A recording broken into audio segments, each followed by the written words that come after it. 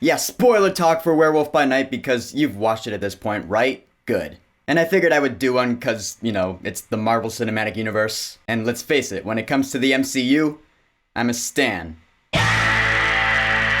So that is your spoiler warning. If you have not yet watched Werewolf by Night on Disney+, which I mean you probably should have at this point, you've had all weekend. It's only 45 minutes long. But just in case, I'm giving you your warning. If you haven't watched it yet and you plan on it, turn back now. If you have watched it or you don't care, stick around. All are welcome here.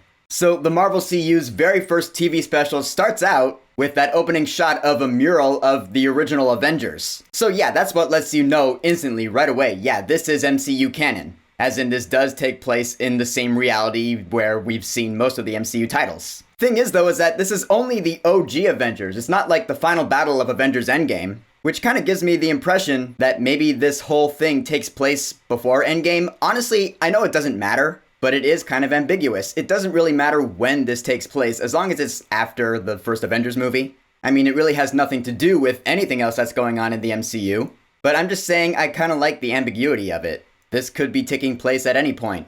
And so Ulysses Bloodstone was the leader of this cult of monster hunters, but now he's dead, and so he's leaving his family heirloom, the Bloodstone, to whoever is worthy to wield it. And so yeah, we kind of have a MacGuffin of sorts in this special. It's a stone that has incredible power. We've seen shit like that all over the MCU over the past 11 years. But what's cool about the Bloodstone here is that even though 95% of the special is in black and white, the Bloodstone is always red.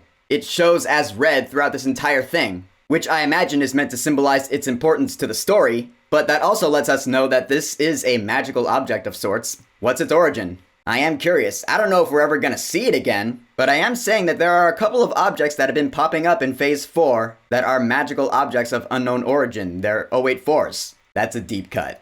Like the rings in Shang-Chi, the bangles in Miss Marvel, and now this Bloodstone. I just want answers. I know, again, it's really trivial. Maybe I'm being too much of a detail sniffer. Maybe I'm just being greedy. I don't know. But its power is that it has the ability to weaken or repel monsters, which that will be important later in this special. So the monster that these hunters are hunting is revealed to be Man-Thing, aka Ted Sallis, which they don't go over the origin story of him, or Werewolf by Night for that matter. Maybe we'll hear it later. But in any case, we see the Man-Thing and it looks really cool. I love Man-Thing's design, man. He's this big squid-faced plant-man hybrid. He trumps around, he makes snort noises. I just think he looks really cool. But when the scene comes up where Jack finds him, we see that the two of them are actually really friendly with each other. And from their dialogue, we actually assess the real story of this special. The actual premise of Werewolf by Night is that Man-Thing has accidentally wandered into this situation with the monster hunters. He is now being targeted by them, so Jack Russell, aka Werewolf by Night, sneaks in to rescue him. That's the real synopsis of this story. We were just introduced to it from another angle, which is really clever, so props to the writers on that. Heather Quinn and Peter Cameron, good job. And so in Jack's plan to rescue his friend Ted, he comes across Elsa Bloodstone, who, like I said, is straight up the love child of Natasha Romanoff and Jessica Jones. She is. She has a chip on her shoulder, she's there for her own means and motivations. She's like, alright, my father is now dead, the Bloodstone is my birthright. This shouldn't even be a contest, I should just walk away with the thing. But her stepmother Verusa is like, no. No.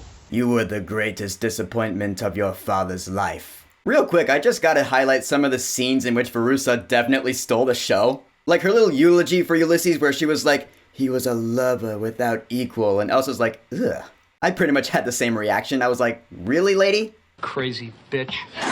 Later on, when Jack transforms and she's just cracking up laughing, she's cackling, I have no idea why. She's nuts. And the scene where she bends down towards Jack and she's like, I can't wait to find out what breed of evil you are. That right there was really the scene where I was like, alright, she's stealing it. I'm just saying, all sorts of props to Harriet Sansom Harris for this. But anyway, back to Elsa. The scene she shares with Jack in that room with all the coffins, there's a name for rooms like this. I'm drawing a blank. But yeah, of course, this is the scene I was talking about in my spoiler-free review, where they share their life stories, or really it's just Elsa sharing hers. Jack is sympathetic though, and so the two of them form an alliance because they're both like, look, neither of us really give a shit about this cult. Let's just help each other out for our own mutual gain and get the fuck out of here. And so they do. Together they free Man-Thing, who goes tromping off into the woods. Elsa gets her Bloodstone, but right there, Jack tries to pick it up, but he's pushed back, he's thrown aside, he's repelled. Other synonyms. And that's when everyone finds out, oh, since the Bloodstone is denying him, he must be a monster too, masquerading as one of our own. That would have been really cool to find out if that wasn't in the trailer or the title of the damn thing. It's called Werewolf by Night, so people are gonna do research. Oh, Jack Russell, he's Werewolf by Night. We knew that going in, so there was really no surprise there. I feel like if you tweak the story a little bit and the marketing, you could have called this Elsa Bloodstone. It could have been her story, where Jack Russell was a supporting character, but he was just some guy named Jack for all we knew. So when he turned out to be Werewolf by Night, we could have been like, oh shit, what a surprise! I'm just thinking out loud right now, Werewolf by Night is still a badass character. And I'll tell you man, when he transforms, I actually think Werewolf by Night looks really cool. It is all done with prosthetics and makeup. He still has those ancestral paint marks on his face, and now he's just going around on his big rampage. It is pretty much a Jekyll and Hyde early Incredible Hulk thing. The werewolf is just a mindless monster, he's a separate being from Jack Russell. To which now I can be like, yeah, alright, you need to seek out Smart Hulk because he can give you a whole binder on the whole situation, he can teach you how to live. But anyway, this is where we get to the slaughter. Werewolf by Night is just killing people, Elsa Bloodstone is killing people in really cool ways. Man, she's taking on that one Moira from Overwatch, Cate Blanchett looking woman. She takes her sword and slits her throat and then just nails her in the head. I was like, ooh, alright, that's pretty brutal. Well done, MCU. Again, if this were in color instead of black and white, I feel like this would garner an R rating. And eventually, Werewolf by Night is set loose because he recognizes Elsa because he was sniffing her earlier. So he gets away, and then Brusa shows up, and she's like, Elsa, what the fuck? You let him go! You will die as you lived! And she gets her musket out, she's gonna shoot her. But then she's killed awesomely, by the way, by Deus Ex Man-Thing. This is really cool because this does go back to the lore. Because I heard that the whole slogan of Man-Thing is, those who show fear will burn at the Man-Thing's touch. That's awesome! And so that is what happens. That one Scottish dude burned up at his touch, and now so does Verusa. You see her screaming in his grasp as her body just burns to a crisp. You're like, oh yeah, goodbye. See ya, wouldn't wanna be ya. And so, that is that.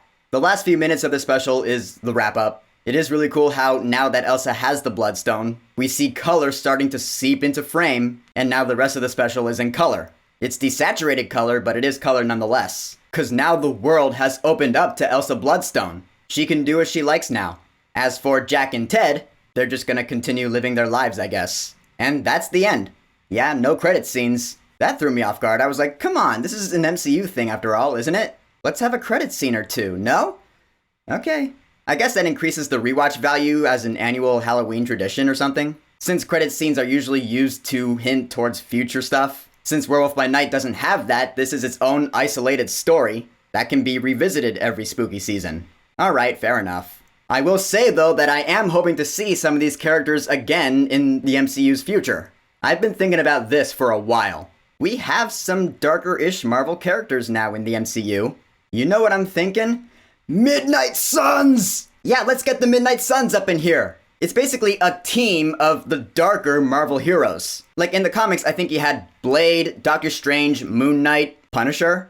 Alright, well here in the MCU, we have Moon Knight. We have Werewolf by Night, he could be part of that team. Blade is coming. We've at least heard his voice once already, which leads me to my next pick. Black Knight, maybe he could be part of that team. Daredevil, he could definitely be part of that team. After his appearances in Echo and his own series. Maybe Agatha Harkness could be on the team, since she's also getting her own series. She's a darker character, yeah, she could be part of the Midnight Suns, I don't see why not. And hell, maybe even Doctor Strange. And while we're at it with him, why not Clea as well? I'm just saying, Midnight Suns is an awesome concept, I want to see it happen, it looks like it's gonna happen, probably. Let's get Midnight Suns up in Phase 6, let's do it! But in conclusion, Werewolf by Night is an awesome story. Not too shabby at all for the first of its kind from the Marvel Cinematic Universe. I love the characters, I love the acting, I love the whole atmosphere and tone, I love the action, I love the story, and I love the score. This is definitely one of the best titles we've gotten from the MCU's Phase 4. So here's my question, do you think we'll see any of these characters in future MCU titles? Like Elsa Bloodstone? Hell, maybe she could be part of the Midnight Suns, that's entirely possible. In fact, that'd be awesome. Do you think we'll get Midnight Suns eventually? Whatever you think, go ahead and leave a comment. And of course, thank you for subscribing. Now if you'll excuse me, I gotta go finish putting up my Halloween decorations. God, I love spooky season. Peace!